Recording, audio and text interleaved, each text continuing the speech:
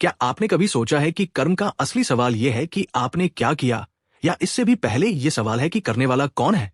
हम अक्सर कहते हैं, मैंने अच्छा काम किया, मैंने गलती की, मुझे अपने कर्मों का फल मिलेगा। लेकिन जरा ध्यान से देखिए, इस पूरे वाक्य में सबसे महत्वपूर्ण शब्द है मैं। अगर यही मैं गलत समझ लिया गया तो कर्म, पाप, पुण्य, फल, सजा, पुनर्जन्म और मुक्ति, इन सबको लेकर हमारी समझ उलझ सकती है।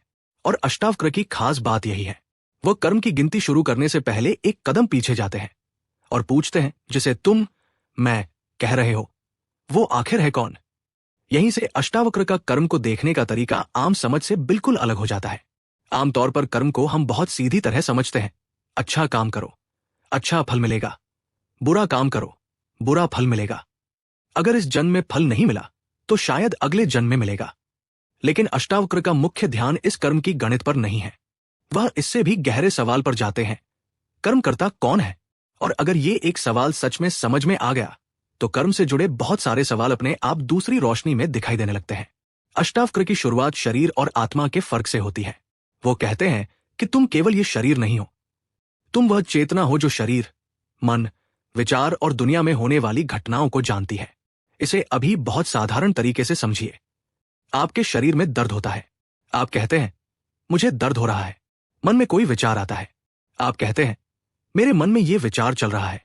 गुस्सा आता है, आप कहते हैं, मुझे गुस्सा आ रहा है।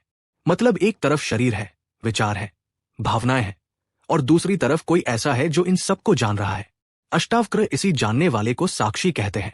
साक्षी का सीधा मतलब है जो देखता और जानता है।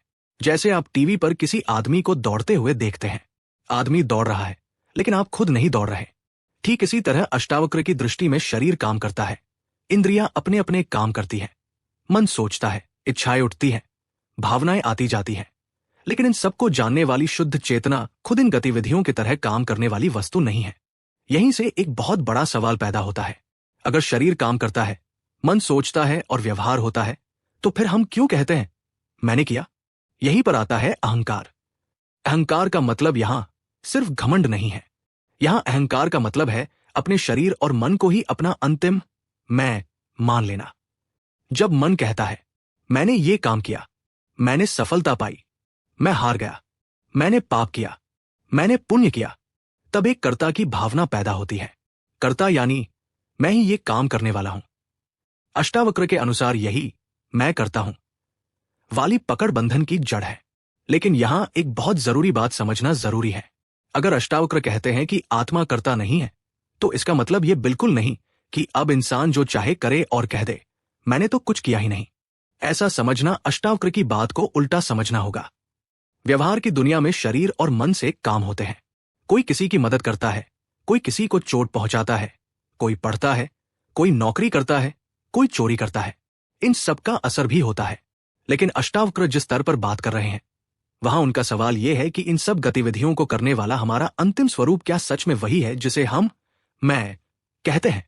अब इसे अपनी जिंदगी के एक छोटे से उदाहरण से समझिए। मान लीजिए किसी ने आपका अपमान कर दिया। पहले कानों ने शब्द सुने, फिर मन ने उसका मतलब समझा, फिर भीतर गुस्सा उठा, फिर शरीर में तनाव आया, फिर मन ने कहा उसने मेरा अपमान किया, और उसके बाद बदला लेने की इच्छा पैदा हो गई। अब अगर आप ध्यान दें तो एक पूरी प्रक्रिया आपके सामने हो रही है। शब्द आए, विचार आया, भावना आई, इच्छा आई, लेकिन उसी समय एक और चीज मौजूद थी, इन सबको जानने वाली चेतना। अष्टावक्र चाहते हैं कि आप इसी जगह ध्यान दें, क्योंकि आम आदमी की जिंदगी में समस्या सिर्फ ये नहीं होती कि गुस्सा आया। समस्या तब गहरी हो जाती है जब मन कहता है मैं गुस्सा हूं। फिर गुस्सा सिर्फ एक भावना नहीं रहता, वह आपकी पहचान बन जाता है।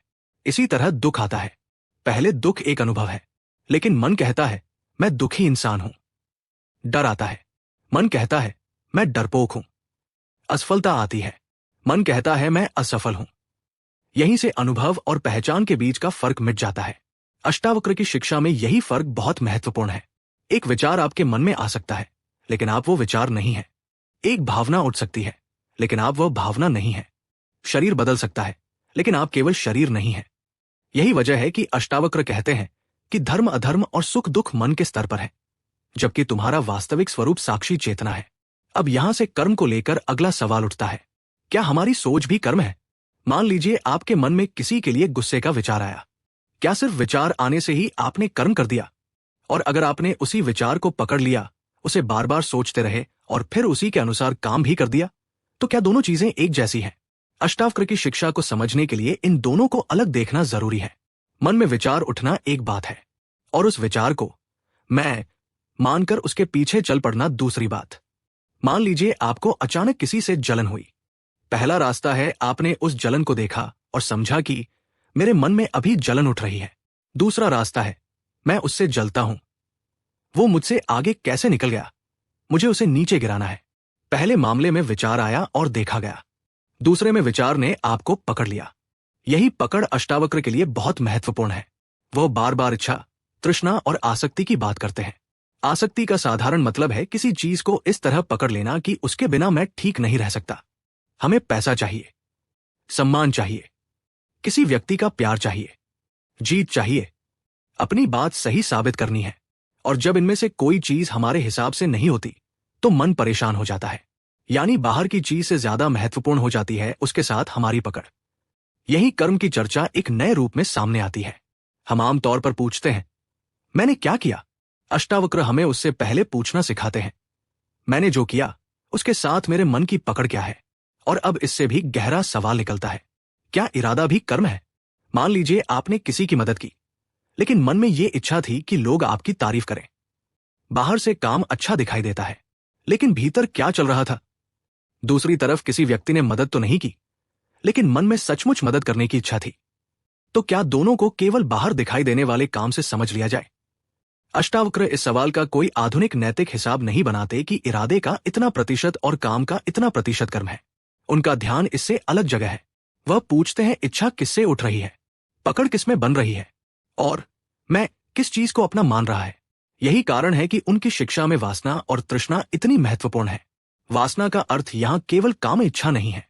व्यापक अर्थ में ये मन की वो लगातार उठती चाह है, मुझे ये चाहिए, फिर ये चाहिए, अब ये मिल जाए तो मैं खुश हो जाऊंगा। एक इच्छा पूरी होती है, कुछ समय खुशी मिलती है, फिर दूसरी इच्छा पैदा हो जाती है, वो पूरी होती है, फिर तीसरी, और आदमी सोचता रहता है कि शायद अगली चीज मिलने के बाद उसे स्थायी शांति मिलेगी। लेकिन अगली चीज आते ही मन फिर कुछ और मांगने लगता है। अष्टावक्र इसी चक्र को बहुत गंभीरता से देखते हैं। इसलिए उनके लिए बंधन केवल ये नहीं है कि आपने क्या काम किया। बंधे होने का मतलब यह भी है कि आपका मन अपनी इच्छाओं, पसंद नापसंद और पहचान के साथ कितना चिपका हुआ है। अब यहां कर्म को लेकर सबसे पुराना सवाल सामने आता है, क्या अच्छे कर्म का अच्छा फल और बुरे कर्म का बुरा फल हमेशा मिलता है? हमारे मन में इसका एक सीधा हिसाब बना हुआ है। अच्छा आदमी है तो उसके साथ अच्छा होना चाहिए, बुरा आदमी है तो उसके साथ बुरा होना चाहिए। लेकिन जिंदगी हमेशा इतनी सीधी दिखाई नहीं देती। कभी ईमानदार आदमी परेशान होता है, कभी गलत काम करने वाला आदमी आराम से जीता दिखाई देता है, कभी कोई बहुत मेहनत करता है फिर भी असफल हो जाता है, कभी कोई बिना ज्यादा मेहनत के बहुत कुछ पा लेता है। तब सवाल उठता है, अगर कर्म का नियम है तो ये सब क्यों हो रहा है? यही अष्टावक्र की शिक्षा को आम कर्म सिद्धांत से अलग समझना जरूरी है। अष्टावक्र गीता कर्मफल की कोई ऐसी पूरी गणित नहीं देती जिसमें हर घटना के सामने लिखा हो ये पिछले कर्म का फल है, ये अगले जन्म में मिलेगा और ये काम करने पर इतने समय बाद फल आएगा। उनका मुख्य सवाल कुछ और है।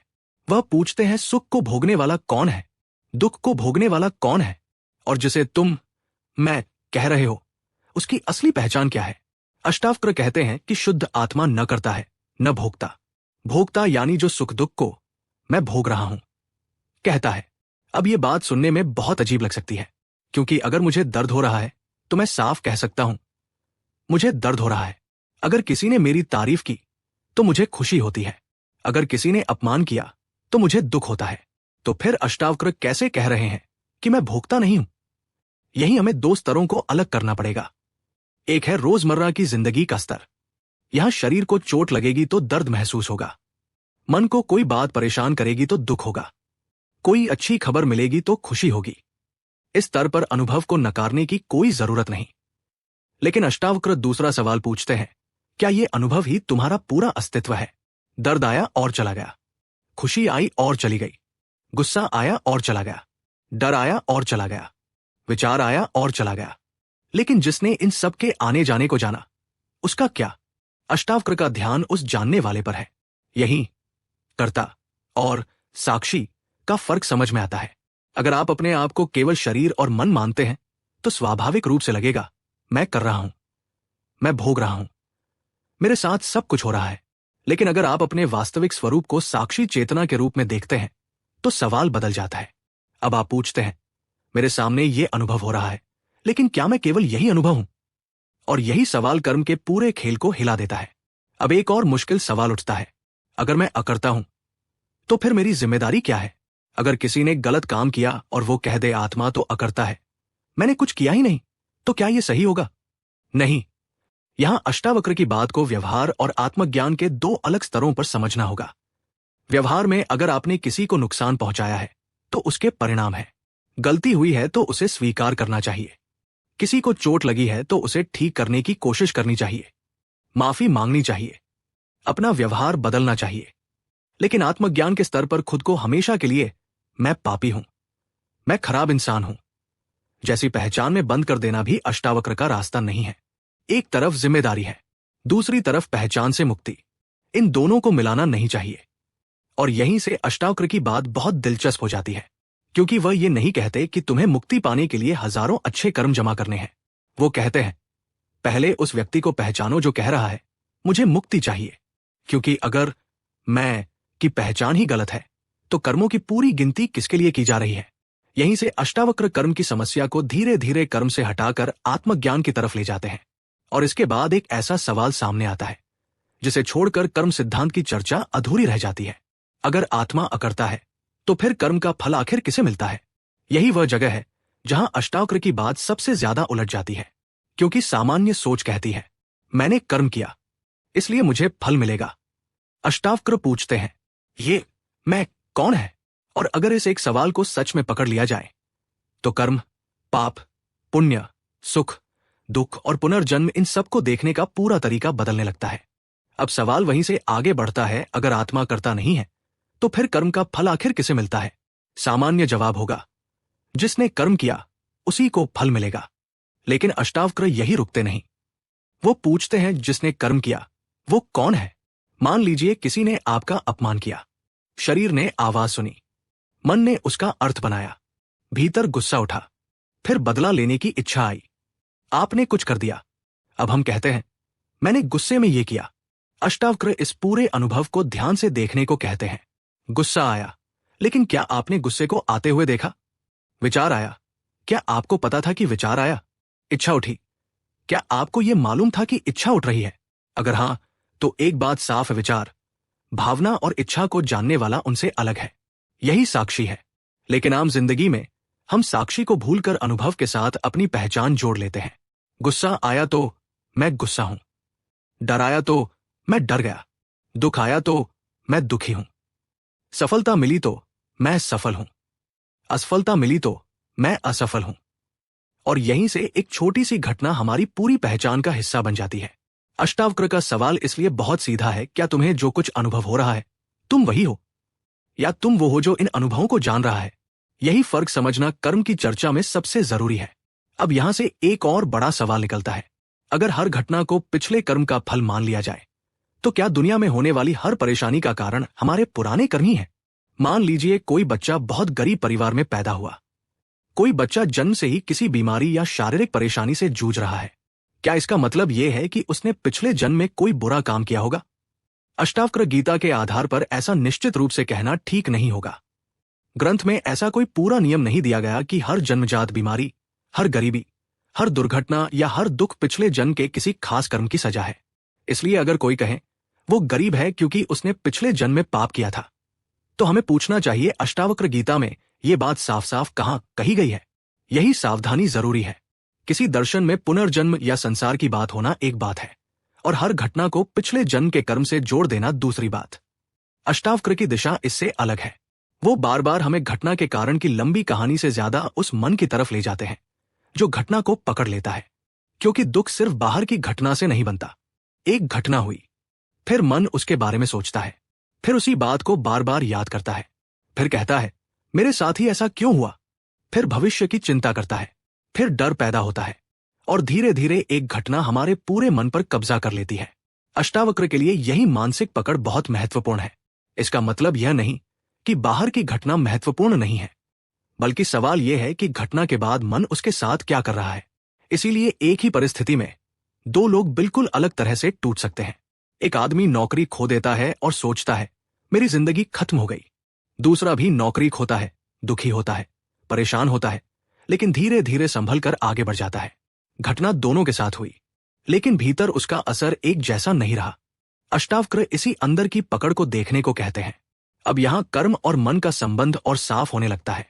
हम अक्सर सोचते हैं कि कर्म मतलब बस कोई बाहरी काम, किसी को पैसे दिए, किसी को चोट पहुंचाई, झूठ बोला, सच बोला, दान किया, चोरी की। लेकिन अष्टावक्र के लिए असली बंधन केवल बाहरी काम की सूची नहीं है। मन किसी चीज को चाहता है, फिर उसे पाने की कोशिश करता है। मिल गई तो डरता है कि कहीं छिन न जाए, नहीं मिली तो दुखी होता है, छिन गई तो टूट जाता है। यानी इच्छा के साथ पकड़ जुड़ती है और पकड़ के साथ डर। इसीलिए अष्टावक्र तृष्णा की बात करते हैं। तृष्णा यानी मन की वो लगातार चलती चाह, मुझे ये चाहिए, मुझे ये भी चाहिए, इसके बिना मैं अधूरा हूं। और यही चाह इंसान को बार बार बाहर की चीजों में अपनी पूर्णता खोजने के लिए भेजती है। पैसा मिल जाए तो शांति मिलेगी, सम्मान मिल जाए तो शांति मिलेगी, सही साथी मिल जाए तो शांति मिलेगी, लोग मुझे स्वीकार कर लें तो शांति मिलेगी, मैं सफल हो जाऊं तो शांति मिलेगी। लेकिन एक चीज मिलते ही मन दूसरी चीज खोज लेता है। यही कारण है कि अष्टावक्र के लिए मुक्ति का सवाल यह नहीं है कि दुनिया की हर चीज तुम्हारी इच्छा के अनुसार हो जाए। मुक्ति का सवाल यह है कि क्या तुम्हारी शांति दुनिया की चीजों पर निर्भर है। और यहीं से कर्म का सवाल धीरे धीरे इच्छा और आसक्ति के सवाल में बदल जाता है। अब सोचिए, अगर किसी व्यक्ति ने बहुत अच्छे काम किए लेकिन उसके मन में लगातार ये भावना रही कि मैं बहुत अच्छा हूं, मैंने दूसरों से ज्यादा पुण्य किया है, तो क्या यह भी एक तरह का अहंकार नहीं बन सकता। वह कहता है मैंने इतने लोगों की मदद की, मैंने इतना दान किया, मैं दूसरों से बेहतर हूं। बाहर से काम अच्छा है, लेकिन भीतर मैं और मजबूत हो गया। यही अष्टावक्र की शिक्षा साधारण नैतिकता से आगे जाती है। वह केवल ये नहीं पूछते कि तुमने अच्छा काम किया या बुरा, वह पूछते हैं उस काम के बाद तुम्हारे भीतर कौन पैदा हुआ। अगर हर अच्छे काम के बाद मैं महान हूं पैदा हो रहा है, तो अच्छा कर्म भी अहंकार को मजबूत कर सकता है। और अगर कोई व्यक्ति अपनी गलती को देखकर उससे सीखता है, जिम्मेदारी लेता है और उस गलती को अपनी पूरी पहचान नहीं बना लेता, तो वहां एक अलग तरह की समझ पैदा हो सकती है। इसलिए अष्टावक्र की नजर काम से ज्यादा कर्तापन पर है। अब एक और मुश्किल सवाल आता है, अगर कोई इंसान बुरा काम करता है लेकिन उसके भीतर यह समझ आ जाए कि आत्मा अकर्ता है, तो क्या उसके पुराने कर्म खत्म हो जाते हैं। अष्टावक्र की शिक्षा को इतना सरल बनाना भी सही नहीं होगा। ज्ञान का मतलब यह नहीं कि आपने किसी को नुकसान पहुंचाया और फिर कह दिया मैं अकर्ता हूं, इसलिए मेरी कोई जिम्मेदारी नहीं। यह बात ज्ञान नहीं, बल्कि ज्ञान के नाम पर बचने की कोशिश होगी। व्यवहार की दुनिया में कारण और परिणाम चलते हैं। आप किसी को चोट पहुंचाते हैं तो उसके मन और शरीर पर असर पड़ सकता है। किसी का विश्वास तोड़ते हैं तो रिश्ता बदल सकता है। किसी की मदद करते हैं तो उसका जीवन बेहतर हो सकता है। इन बातों को नकारना अष्टावक्र की जरूरत नहीं है। उनका सवाल इससे आगे है। वह कहते हैं इन सब अनुभवों के बीच अपने असली स्वरूप को पहचानो। यही वजह है कि अष्टावक्र कर्म को मुक्ति का अंतिम रास्ता नहीं मानते। 18वें अध्याय में उनकी दिशा साफ है, कर्म से मोक्ष नहीं, ज्ञान से मुक्ति। लेकिन यहां ज्ञान का मतलब किताबों में जानकारी जमा करना नहीं है। ज्ञान का मतलब है अपने बारे में एक ऐसी बात को सीधे देख लेना जिसे अब तक गलत समझते आए थे। जैसे आपने हमेशा खुद को शरीर माना, फिर किसी दिन यह सवाल उठता है अगर शरीर बदल रहा है तो क्या मैं केवल शरीर हूं। विचार बदलते हैं, पसंद बदलती है, भावनाएं बदलती हैं, आपकी पहचान भी कई बार बदलती है। बचपन में आप कुछ और थे, युवावस्था में कुछ और, आज खुद को कुछ और मानते हैं। लेकिन इन बदलावों को जानने वाला कौन है। अष्टावक्र इसी जानने वाले की ओर इशारा करते हैं। और यहीं से कर्म के बारे में हमारी सबसे पुरानी धारणा फिर से जांच के सामने आती है।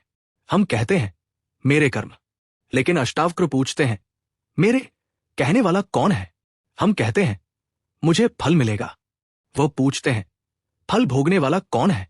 हम कहते हैं मैंने पाप किया, वह पूछते हैं ये मैं वास्तव में कौन है। और अगर ये सवाल बार बार भीतर उठता रहे तो कर्म की चर्चा धीरे धीरे बाहर की घटनाओं से हटकर पहचान की जांच बन जाती है। अब पुनर्जन्म की बात भी इसी जगह समझनी जरूरी है, क्योंकि अक्सर कर्म सिद्धांत और पुनर्जन्म को एक ही पैकेज की तरह समझ लिया जाता है।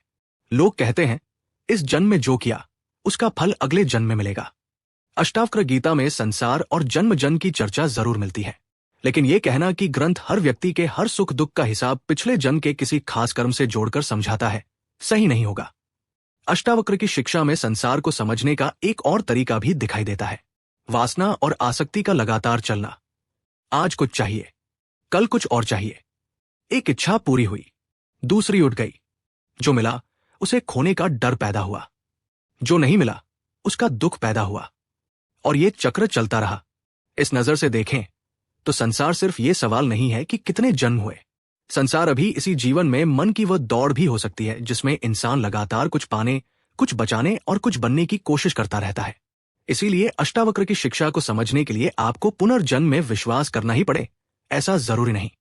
आप उनकी आसक्ति और अहंकार वाली बात को इसी जीवन में देख सकते हैं।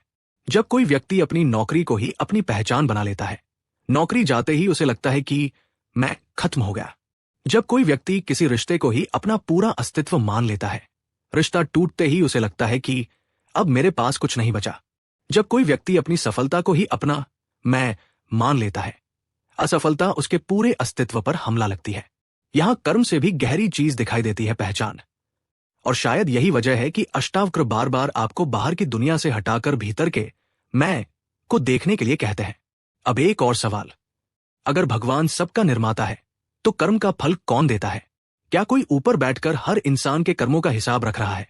अष्टावक्र की शिक्षा में ईश्वर की चर्चा जरूर आती है, लेकिन उनकी अंतिम दिशा केवल इस मॉडल तक सीमित नहीं रहती कि कोई ऊपर बैठकर हर कर्म की एंट्री कर रहा है और फिर सही समय पर फल दे रहा है।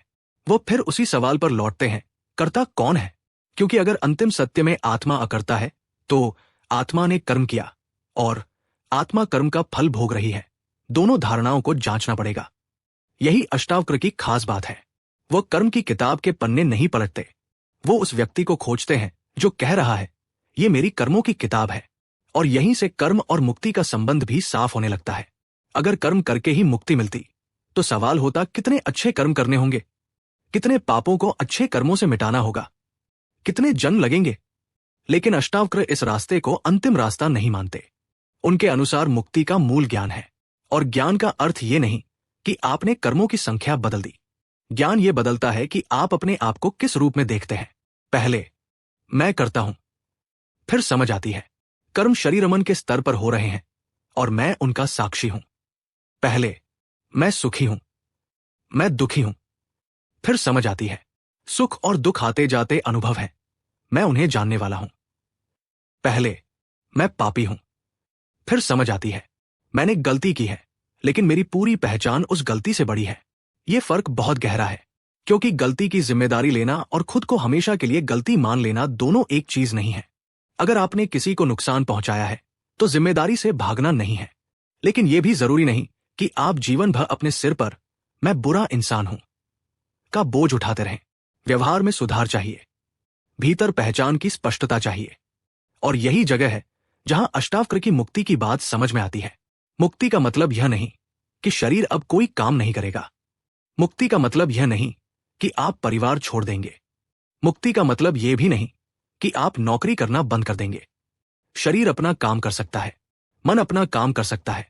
आप दुनिया में रहते हुए अपने परिवार की जिम्मेदारी निभा सकते हैं, काम कर सकते हैं, लोगों से बात कर सकते हैं, समाज में रह सकते हैं। लेकिन भीतर धीरे धीरे यह पकड़ ढीली हो सकती है कि मेरी पूरी कीमत मेरे काम से तय होती है, मेरी पहचान मेरी सफलता है, मेरी खुशी दुनिया की चीजों पर निर्भर है, मैं ही सब कुछ कर रहा हूं। अष्टावक्र के अनुसार यही कर्तापन की पकड़ ढीली होना स्वतंत्रता की दिशा है। अब ध्यान दीजिए कि यह बात कितनी अलग है। हम अक्सर स्वतंत्रता का मतलब समझते हैं मैं जो चाहूं वो कर सकूं। अष्टावक्र स्वतंत्रता को इससे भी गहरा देखते हैं। अगर आपकी हर इच्छा आपको खींच रही है तो क्या आप सच में स्वतंत्र हैं? अगर कोई आपकी तारीफ करे तो आपका मन ऊपर चला जाए और कोई आलोचना करे तो आपका मन नीचे गिर जाए, तो क्या आप स्वतंत्र हैं? अगर पैसा हो तो आप शांत रहें और पैसा कम हो जाए तो आपकी पूरी शांति चली जाए, तो क्या आप स्वतंत्र हैं? अष्टावक्र की दृष्टि में असली स्वतंत्रता शायद ये नहीं कि दुनिया आपकी इच्छा के अनुसार चलने लगे। असली स्वतंत्रता यह है कि आपकी शांति दुनिया की हर चीज की गुलाम न रहे। और यहां कर्म का सवाल फिर एक नए रूप में सामने आता है। कर्म से पहले इच्छा, इच्छा से पहले पहचान, और पहचान के पीछे वो मैं जिसे हम बिना जांचे सच मान लेते हैं। इसीलिए अष्टावक्र का सबसे बड़ा प्रश्न कर्म नहीं है, सबसे बड़ा प्रश्न है कर्ता कौन है। अगर यह साफ नहीं हुआ तो इंसान पूरी जिंदगी कर्म की गणित में उलझा रह सकता है। मैंने क्या किया, मुझे क्या मिलेगा, अगले जन्म में क्या होगा, मेरे साथ ऐसा क्यों हुआ, भगवान ने मुझे ये सजा क्यों दी, मेरे पुराने कर्म क्या थे। लेकिन अष्टावक्र इन सवालों को एक एक करके हल करने की बजाय उस जगह ले जाते हैं जहां से ये सवाल पैदा हो रहे हैं। वो कहते हैं पहले उस मैं को देखो, क्योंकि अगर मैं की पहचान ही गलत है तो उसके बाद खड़ी हुई पूरी कहानी भी गलत दिशा में जा सकती है। अब शायद सबसे संवेदनशील सवाल यही बचता है, अगर कोई बच्चा दुख में पैदा हुआ, अगर कोई अच्छा इंसान जीवन भर परेशान रहा, अगर कोई गलत आदमी आराम से जीता रहा, तो न्याय कहां है? क्या हर चीज का जवाब पिछले जन्म के कर्म से देना जरूरी है? अष्टावक्र की शिक्षा हमें यहां जल्दबाजी से बचाती है। वो हर घटना के पीछे एक ऐसी कहानी गढ़ने के बजाय जिसे हम जानते ही नहीं, हमें उस चीज को देखने के लिए कहते हैं जिसे हम अभी देख सकते हैं, अपना मन, अपनी इच्छा, अपनी आसक्ति और अपनी पहचान। और ये बात बहुत महत्वपूर्ण है, क्योंकि अगर हम हर दुखी व्यक्ति से कह दें ये तुम्हारे कर्म का फल है, तो हम शायद उसके दुख को समझ नहीं रहे होते, हम उसे दोष भी दे सकते हैं। एक गरीब व्यक्ति को देखकर कहना कि पिछले जन्म का पाप है बहुत आसान है, लेकिन अष्टावक्र की दिशा इससे ज्यादा गहरी है। वह हमें दूसरे को दोष देने से पहले अपने देखने के तरीके को जांचने के लिए मजबूर करते हैं। और यही कारण है कि अष्टावक्र को केवल अच्छा कर्म करो और अच्छा फल मिलेगा वाली शिक्षा में सीमित कर देना उनकी बात को बहुत छोटा कर देता है। उनका प्रश्न कर्म से भी पहले का है, तुम कौन हो? अगर तुम केवल शरीर हो तो शरीर के साथ होने वाली हर चीज तुम्हारी पूरी कहानी बन जाएगी। अगर तुम केवल मन हो तो हर विचार तुम्हारी पहचान बन जाएगा। अगर तुम केवल अपनी सफलता हो तो असफलता तुम्हें तोड़ देगी। अगर तुम केवल अपने रिश्ते हो तो रिश्ता टूटते ही लगेगा कि तुम भी टूट गए।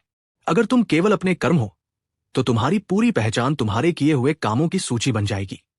लेकिन अष्टावक्र कहते हैं तुम इससे पहले कुछ हो, तुम वह चेतना हो जो इन सब को जानती है। और जब ये बात केवल पढ़ी हुई जानकारी नहीं रहती बल्कि देखने की चीज बन जाती है, तब कर्म की पूरी समस्या का अर्थ बदलने लगता है। अब सवाल यह नहीं रह जाता कि मैंने कितने अच्छे कर्म किए, सवाल बन जाता है क्या मैं अभी भी अपने कर्मों से अपनी पहचान बना रहा हूं? क्या मैं कह रहा हूं मैं अच्छा हूं क्योंकि मैंने अच्छा किया, मैं बुरा हूं क्योंकि मैंने बुरा किया, मैं सफल हूं क्योंकि मैंने ये हासिल किया, मैं असफल हूं क्योंकि मैं हार गया, या मैं ये देख पा रहा हूं कि ये सब अनुभव है, भूमिकाएं हैं, घटनाएं हैं, और इनके पीछे एक ऐसी चेतना है जो इन्हें जान रही है। यही अष्टावक्र कर्म से मुक्ति की बात करते हैं। लेकिन इस मुक्ति को गलत समझना बहुत आसान है, क्योंकि कोई व्यक्ति सुन सकता है मैं अकर्ता हूं और सोच सकता है कि अब उसे कुछ भी करने की जरूरत नहीं। लेकिन अगर अकर्ता होने का मतलब आलस्य होता तो अष्टावक्र की पूरी शिक्षा ही व्यर्थ हो जाती।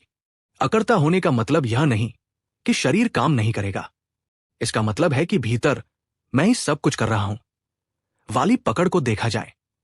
जैसे कोई अभिनेता मंच पर राजा का किरदार निभाता है, मंच पर वह राजा की तरह व्यवहार करता है, उसे दुख भी होता है, खुशी भी होती है, युद्ध भी करना पड़ सकता है, लेकिन मंच से बाहर वह जानता है कि वह वास्तव में वह किरदार नहीं है। अष्टावक्र इससे भी गहरी बात कहते हैं, दुनिया में अपनी भूमिका निभाओ, लेकिन भूमिका को अपना पूरा अस्तित्व मत समझो। तुम पिता हो सकते हो, मां हो सकते हो, बेटा हो सकते हो, व्यवसायी हो सकते हो, कर्मचारी हो सकते हो, विद्यार्थी हो सकते हो, लेकिन इनमें से कोई भी भूमिका तुम्हारा अंतिम स्वरूप नहीं है। और शायद यही समझ कर्म को लेकर हमारे सबसे पुराने डर को भी बदल देती है। मैंने गलती कर दी, अब मैं हमेशा के लिए खराब हूं। अष्टावक्र कहेंगे गलती को देखो, उसकी जिम्मेदारी लो, जरूरत हो तो उसे सुधारो, लेकिन अपनी पूरी पहचान उस गलती के हवाले मत कर दो, क्योंकि तुम अपनी कहानी के हर पन्ने से बड़े हो। अब पूरी बात को बहुत सरल तरीके से जोड़कर देखिए। कर्म शरीर और मन के स्तर पर हो सकते हैं, विचार और इच्छाएं मन में उठती हैं, आसक्ति और तृष्णा मन को बांधती है। अहंकार कहता है मैं करता हूं, फिर वही मैं कहता है मैं भोगता हूं। मैंने किया, मुझे मिला, मुझसे छिन गया, मैं दुखी हूं, मैं खुश हूं। अष्टावक्र इसी पूरी पहचान को जांचने के लिए कहते हैं। और जब व्यक्ति अपने वास्तविक स्वरूप को साक्षी चेतना के रूप में पहचानता है, तब कर्म को देखने का तरीका बदल जाता है। तब मुक्ति का अर्थ ये नहीं कि आपको दुनिया छोड़नी है। मुक्ति का अर्थ यह है कि दुनिया आपके भीतर की शांति की मालिक न रहे। कर्म होते रहें, जिम्मेदारियां निभती रहें, लेकिन भीतर कर्तापन की पकड़ धीरे धीरे ढीली होती जाए। और अब इस पूरी चर्चा का सबसे गहरा हिस्सा सामने आता है। अगर आत्मा सच में अकर्ता है, अगर आत्मा सच में साक्षी है, अगर सुख दुख मन के स्तर पर आते जाते हैं, अगर कर्म मुक्ति का अंतिम साधन नहीं है, तो फिर मैं आखिर कौन हूं? क्या मैं ये शरीर हूं? क्या मैं अपने विचार हूं? क्या मैं अपनी इच्छाएं हूं? क्या मैं अपने अच्छे और बुरे कर्मों का जोड़ हूं? या इन सबको देखने वाला कुछ और है? अष्टावक्र का पूरा दर्शन इसी आखिरी सवाल की तरफ इशारा करता है। और शायद कर्म को समझने का सबसे जरूरी कदम भी यही है, क्योंकि जब तक हम पूछते रहेंगे मेरे कर्म का क्या होगा, तब तक हम कर्म की कहानी में ही घूमते रहेंगे। लेकिन जिस दिन सवाल बदलकर हो जाएगा, जिसे मैं कह रहा हूं, वो वास्तव में कौन है, उस दिन कर्म का सवाल खत्म नहीं होता, लेकिन उसे देखने वाला इंसान बदल जाता है। और शायद अष्टावक्र की पूरी शिक्षा का असली रहस्य भी यही छिपा है।